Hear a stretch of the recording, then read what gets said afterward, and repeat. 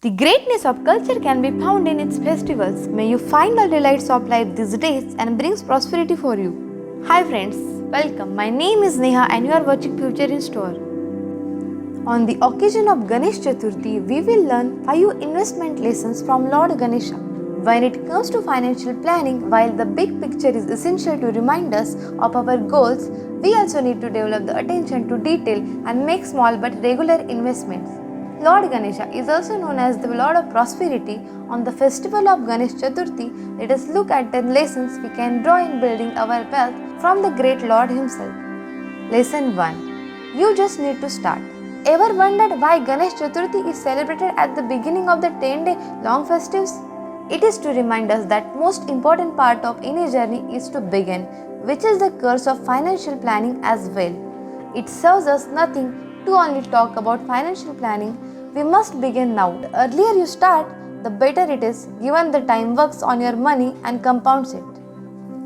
Lesson 2. Look for value for money. If you look closely at the persona of Lord Ganesha, there is no sign of pretentiousness in the humble god's personality or clothing. For his travels, he uses the humble mouse, which invokes the value of frugality. Why is frugality so important in the case of financial planning? Most of us tend to look at our savings as a residual amount that is left after we spend on our requirements. However, ideally, we need to squeeze every rupee in savings and investments out of our income and then spend the remainder. Lesson 3. Focus on the long term. Have you wondered what the small eyes of Lord Ganesha depict? It is all about focus. When you need to focus on a small object, you narrow your eyes, and that helps you to clearly focus on your goals. This is exactly what you need to do when you plan your finances. Your sole objective should be achieved to your long-term financial goals. Everything else revolves around that. Lesson 4. Think big, act small. The persona of Lord Ganesha combines a large head and the large ears, but a small mouth and small eyes.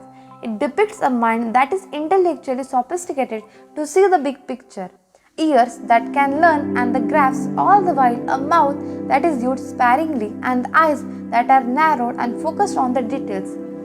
When it comes to financial planning, while the big picture is essential to remind us of our goals, we also need to develop the attention to detail and make small but regular investments.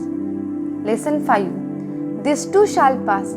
Lord Ganesha reminds us that each year the celebrations will come, but they will also end.